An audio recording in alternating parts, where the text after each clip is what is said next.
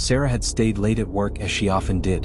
Her office in the high-rise downtown was usually deserted after 8 p.m., but tonight she needed to finish a report due first thing in the morning. The city outside glimmered through the windows, but inside, the fluorescent lights of the office were harsh and cold. Finally, after hours of typing and sipping lukewarm coffee, she packed her bag and headed to the elevator. The lobby was silent, except for the distant hum of the building's air conditioning. Sarah pressed the button for the elevator and waited, tapping her foot nervously. The familiar chime sounded, and the doors slid open with a soft mechanical sigh. She stepped in, pressed the button for her 24th floor, and the doors closed behind her. The elevator began to rise smoothly and she exhaled, feeling relief after a long day.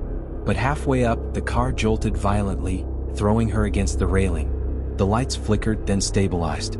She gripped the handrail, heart racing. "What the hell?" she whispered to herself. The elevator stopped abruptly, suspended between floors.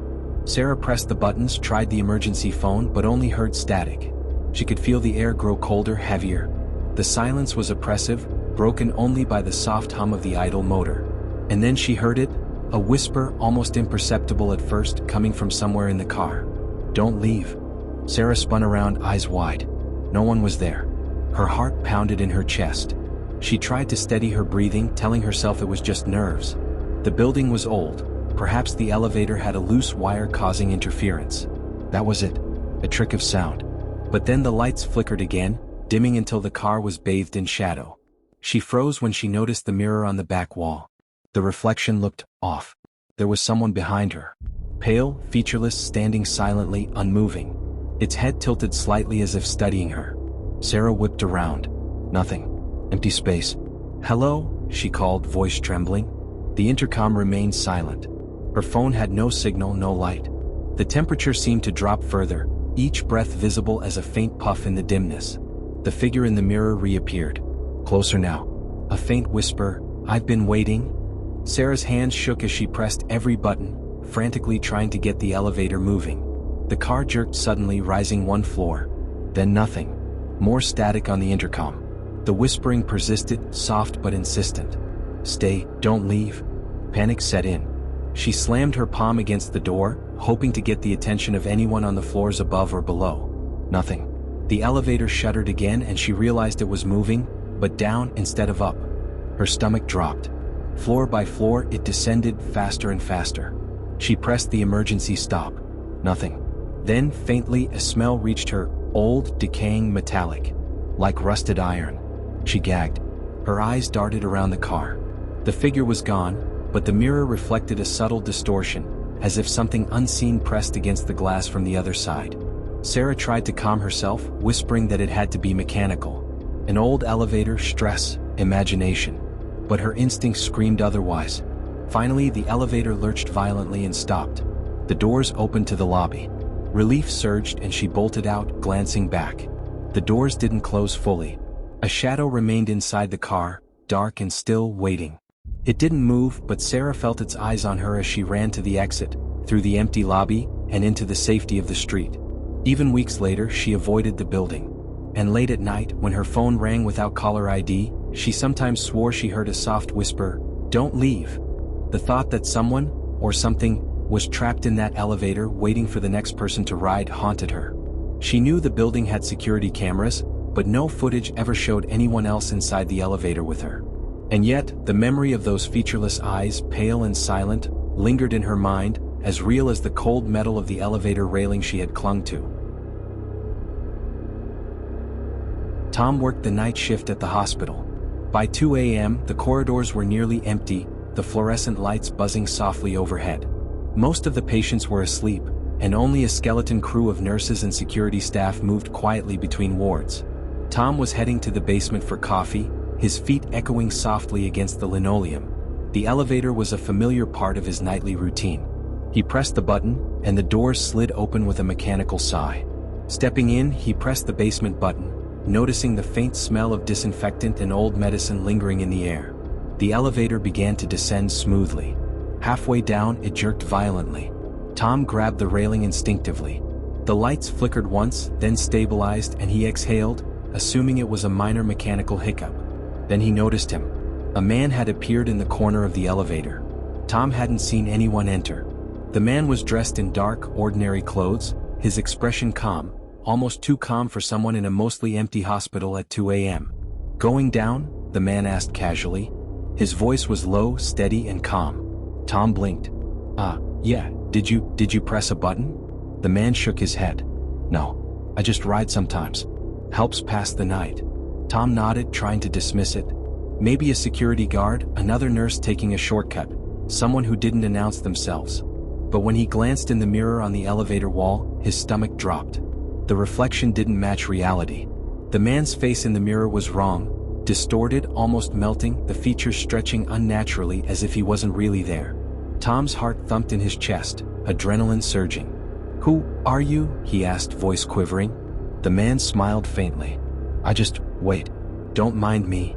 The elevator's lights flickered violently, plunging the car into darkness. Tom fumbled for his phone. No signal. No light. The elevator had stopped between floors. The hum of the motor ceased. Silence pressed in around him, heavy and suffocating. Then he heard it. Movement, silent but undeniably close. The man's presence filled the car, but there were no footsteps, no sound at all.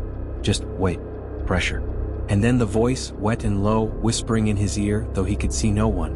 "You can't leave. Not yet." Tom spun around, but the corner where the man had stood was empty. He pressed every button frantically, yanking at the doors. Nothing.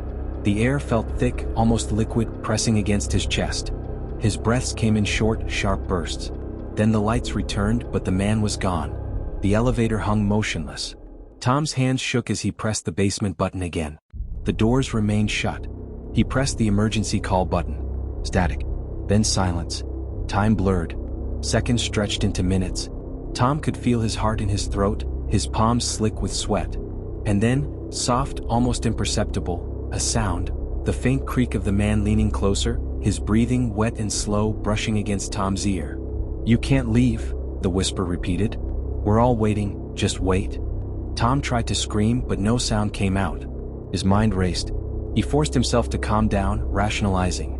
A hallucination, sleep deprivation, the stress of night shifts. But deep down he knew something was wrong. The elevator lurched violently, and the doors finally opened onto the basement. Tom bolted out, barely looking back, crashing into the empty hallway. There was no one there. No security guard. No other nurse. Not a soul. He ran to the coffee machine, hands shaking, trying to tell himself it was over. But something in the pit of his stomach refused to believe it. And then he saw the reflection in the stainless steel wall near the stairs. A faint shadow in the corner, featureless, unmoving, staring. Tom never used that elevator again. He avoided the basement altogether, taking stairs despite exhaustion, despite the hospital's winding corridors. He told colleagues about it. Some laughed nervously, some nodded knowingly, but no one had an explanation. Security cameras were checked. The footage showed only Tom stepping into the elevator alone. No one else entered. Weeks later, on another night shift, he heard reports from newer staff. They claimed to see a man standing in the corner of the same elevator late at night. Always silent. Always featureless. And when anyone looked in the mirror, his reflection didn't appear.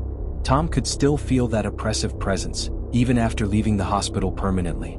Sometimes, in quiet rooms or dark hallways, he could almost hear the wet, low whisper of that voice. "We're all waiting, just wait." The most terrifying part? He couldn't explain why it felt real, like the elevator wasn't just a machine but a threshold.